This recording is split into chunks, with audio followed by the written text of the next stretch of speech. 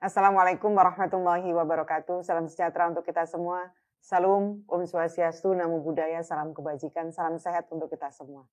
Puji dan syukur marilah kita panjatkan kehadirat Allah Subhanahu wa taala, Tuhan yang Maha Kuasa, atas karunia-Nya sehingga kita masih diberi kekuatan untuk menjalankan tugas-tugas di tengah pandemi COVID-19 yang masih harus kita hadapi saat ini.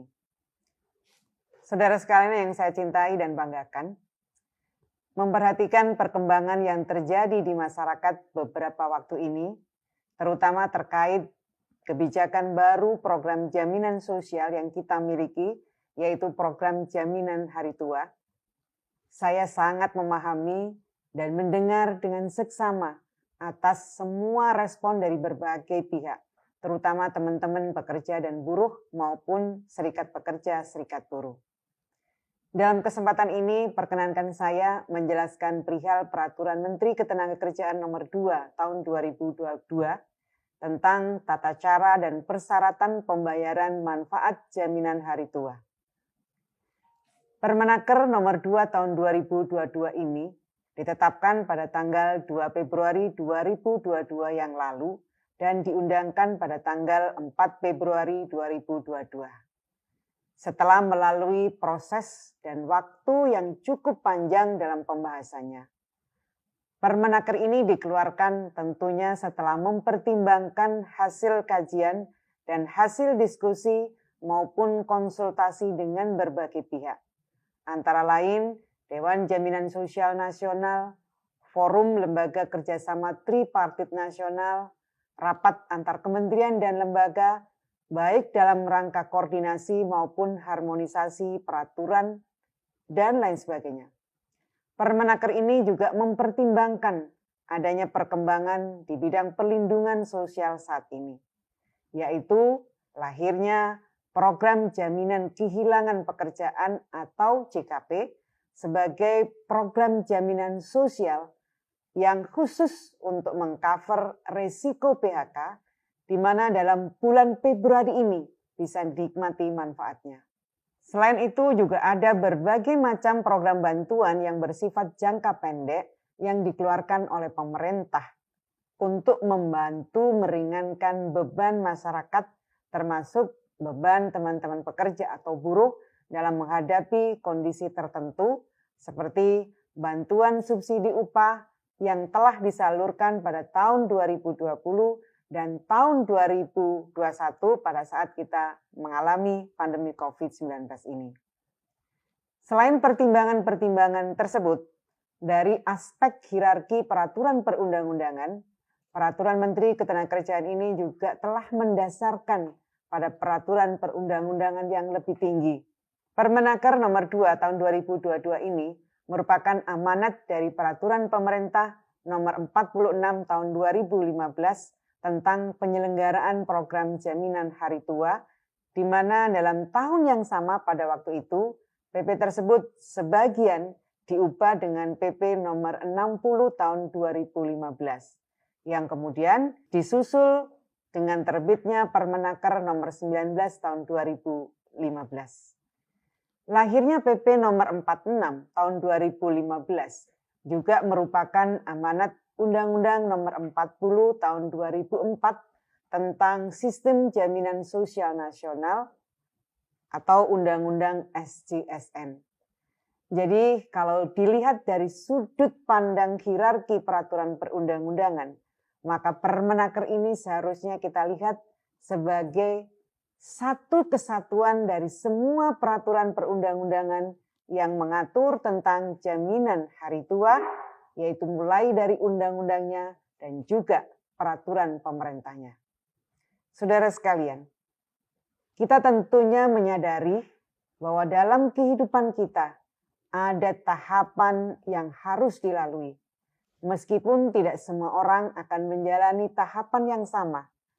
Bahkan resiko kehidupan juga berbeda-beda.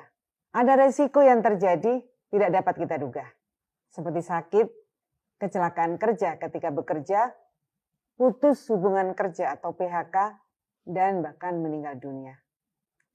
Di sisi lain, ada resiko yang sudah jelas kita akan lalui. Contoh, resiko bahwa pada usia tertentu akan menjadi tua dan tidak produktif lagi. Bagi yang bekerja, pada saatnya akan pensiun. Resiko-resiko sosial inilah yang kemudian perlu dilakukan antisipasi atau persiapan bila pada saatnya benar-benar terjadi, sehingga seorang pekerja atau buruh dan keluarganya benar-benar siap dan tetap dapat melanjutkan hidupnya.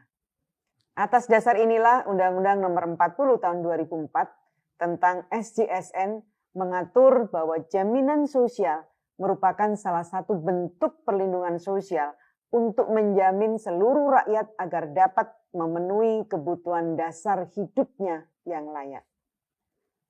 Berdasarkan Undang-Undang SJSN yang ditetapkan pada tahun 2004, terdapat 5 jenis program jaminan sosial, yaitu program jaminan kesehatan atau JKN, jaminan kecelakaan kerja atau JKK, jaminan hari tua atau JHT, jaminan pensiun atau JP, dan jaminan kematian atau JKM. Dalam perkembangannya, Undang-Undang SJSN ini melalui Undang-Undang Nomor 11 Tahun 2022 menambahkan satu program jaminan sosial yang baru yang disebut Jaminan Kehilangan Pekerjaan atau JKP. Semua program tersebut mempunyai prinsip, tujuan, coverage, dan manfaat yang berbeda, sehingga tata cara dan persyaratannya pun akan berbeda. Bila sakit, maka risiko ini di-cover oleh program JKM. Bagi pekerja atau buruh yang bekerja, bila terjadi kecelakaan kerja, maka akan di-cover dengan program JKK. Selanjutnya, jika yang bersangkutan memasuki hari tua, ada perlindungan dari program JHT. Bila memasuki usia pensiun, maka akan di-cover oleh program JP, Jaminan Pensiun. Bila meninggal dunia, maka sudah ada perlindungan berupa JKM. Bagaimana bila pekerja di PHK? Sebagaimana yang saya sampaikan, sekarang telah ada program yang dibentuk khusus untuk melindungi pekerja dari resiko tersebut, yaitu program Jaminan Kehilangan Pekerjaan atau JKP. Program Jaminan Hari Tua atau JHT adalah salah satu program jaminan sosial yang terintegrasi dalam sistem jaminan sosial nasional. Karena terintegrasi dalam satu sistem yang sama dengan program-program jaminan sosial lainnya, maka manfaat JHT ini seharusnya tidak tumpang tindih dengan manfaat program jaminan sosial lainnya. Sesuai amanat Undang-Undang SJSN, program JHT ini dibangun berdasarkan prinsip asuransi sosial atau tabungan wajib. Prinsip tabungan wajib yang dimaksud bahwa manfaat JHT tersebut berasal dari akumulasi iuran dan hasil pengembangannya. Manfaat JHT akan diterimakan secara lamsam atau sekaligus.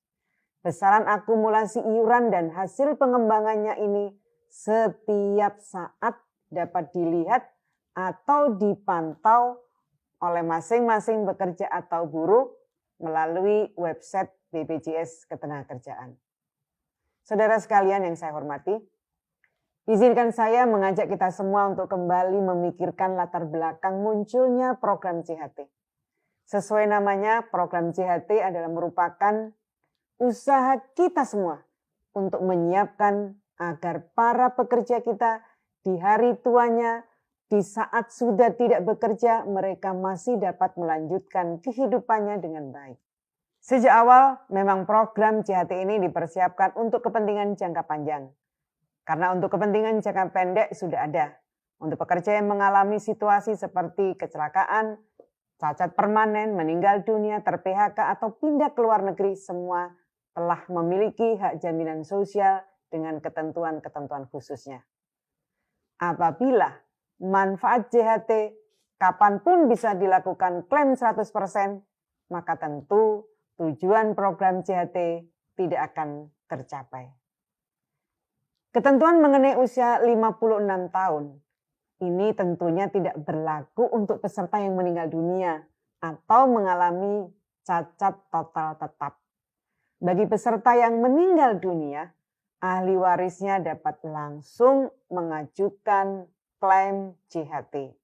Sedangkan bagi peserta yang mengalami cacat total tetap sebelum usia 56 tahun, klaim dapat diajukan setelah adanya penetapan cacat total tetap dan perhitungannya dimulai pada tanggal 1 bulan berikutnya setelah penetapan cacat total tetap tersebut.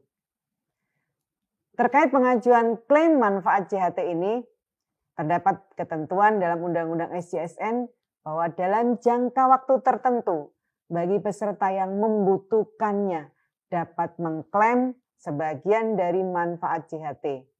Selanjutnya, hal tersebut diatur dalam PP nomor 46 tahun 2015 bahwa klaim terhadap sebagian manfaat JHT tersebut dapat dilakukan apabila peserta telah mempunyai masa kepesertaan paling sedikit 10 tahun dalam program JHT.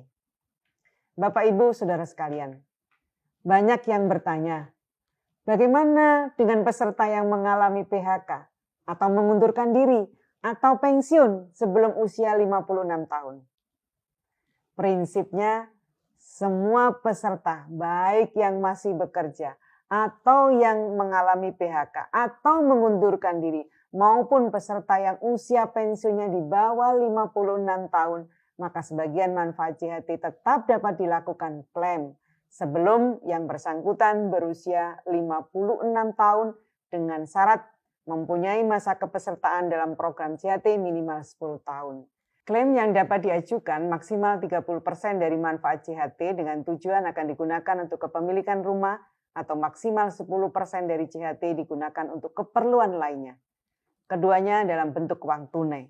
Adapun sisa dari manfaat JHT yang belum diambil dapat diambil pada saat usia 56 tahun.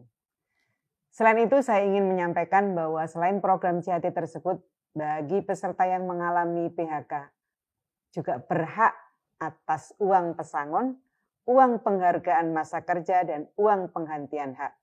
Ini bagi pekerja PKWTT, atau berhak atas uang kompensasi bagi pekerja PKWT. Pemerintah juga memiliki program baru pelindungan sosial ketenagakerjaan untuk teman-teman yang ter-PHK, yaitu jaminan kehilangan pekerjaan, tanpa adanya penambahan iuran baru dari pekerja. Iuran program ini dibayar oleh pemerintah setiap bulan. Bahkan pemerintah juga sudah mengeluarkan dana awal sebesar 6 triliun untuk program JKP ini. Perlu saya ulang kembali bahwa program JKP ini adalah program perlindungan sosial ketenagakerjaan baru yang memang selama ini belum pernah ada. Manfaat program JKP selain berupa uang tunai adalah akses informasi pasar kerja melalui Pasker ID yang telah kami launching pada bulan Desember tahun 2021, dan kami juga telah menyiapkan pejabat fungsional mediator yang menangani perselisihan dalam hubungan industrial, pejabat fungsional pengantar kerja yang melaksanakan asesmen dan konseling. Kami juga mempersiapkan lembaga-lembaga pelatihan yang terpercaya dan profesional, serta program-program pelatihan yang tepat dan sesuai dengan lowongan dan pasar kerja yang tersedia, sehingga dapat mengantarkan peserta kembali mendapatkan pekerjaan. Semua bentuk manfaat JKP tersebut dimaksudkan untuk memastikan pekerja yang ter-PHK dapat terus melanjutkan hidupnya dan mempersiapkan untuk bekerja kembali. Bagi teman-teman ter-PHK yang ingin bekerja kembali dengan berwirausaha atau membuka usaha baru, pemerintah memiliki beberapa skema bantuan, antara lain program tenaga kerja mandiri dari Kementerian Ketenagakerjaan, program kartu prakerja yang pada tahun lalu diprioritaskan bagi teman-teman pekerja yang ter-PHK, program bantuan program kredit usaha rakyat atau KUR, dan program bantuan produktif untuk usaha mikro. Saya juga ingin menyampaikan bahwa hadirnya Permenaker ini adalah juga memberikan kemudahan dalam pelayanan untuk mendapatkan manfaat JHT dengan memangkas berbagai persyaratan administratif. Mengurus JHT cukup dengan nomor induk kependudukan serta kartu peserta BPJS Ketenagakerjaan dan dapat dilakukan secara online. Saudara sekalian, Permenaker ini akan berlaku 3 bulan terhitung sejak tanggal diundangkannya, tepatnya tanggal 4 Mei 2022. Saya sangat berharap Permenaker ini dipahami terlebih dahulu secara cermat dan menyeluruh. Saya ingin menegaskan adanya pandangan yang mengatakan bahwa manfaat JHT hanya dapat diambil pada saat berusia 56 tahun. Tidaklah sepenuhnya benar. Yang benar adalah manfaat JHT juga dapat diambil sebagian dengan masa kepesertaan tertentu. Iuran yang telah dibayarkan oleh pemberi kerja dan pekerja untuk program ini tidak akan hilang dan dapat diklaim seluruhnya setelah peserta memasuki usia 56 tahun atau bila peserta mengalami cacat total sebelum usia pensiun atau meninggal dunia. Terima kasih. Wallahul muwaffiq ila aqwamit thoriq. Wassalamualaikum warahmatullahi wabarakatuh.